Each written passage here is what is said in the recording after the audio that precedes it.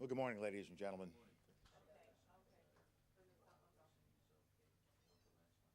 In the months after the passage of UN Resolution 1441, we watched as the inspectors began their work, and we were immediately concerned that Iraq was not going to understand the intention of 1441 when Iraq submitted 30 days later a declaration that can only be said to be false, not complete, rather incomplete, not truthful, untruthful, and nowhere near meeting the spirit intended in 1441.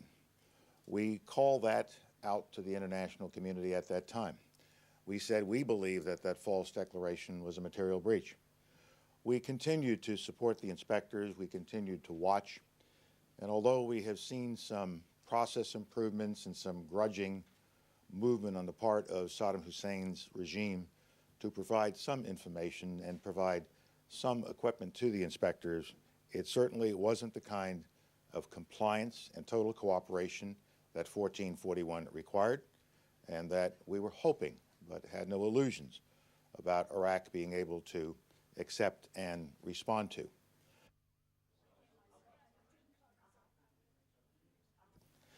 As you heard the President and the other leaders who assembled in the Azores yesterday for the Atlantic Summit say, the window on diplomacy is closing.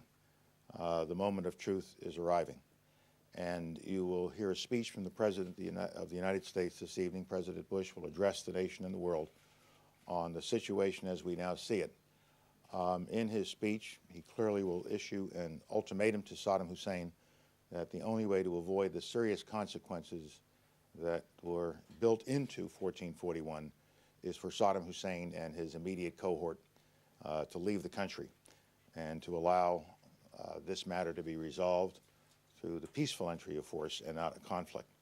Nevertheless, the President's determination will be made clear tonight that this matter cannot continue indefinitely, that Saddam Hussein is guilty of the charges that have been brought against him previously through these many resolutions which acknowledged that he had weapons of mass destruction, and he has failed to disarm himself as required by the various resolutions. Would it be fair to say that they understood at the end that force used last evening and this morning to consult broadly around the world? We did, the British did, the Spanish did.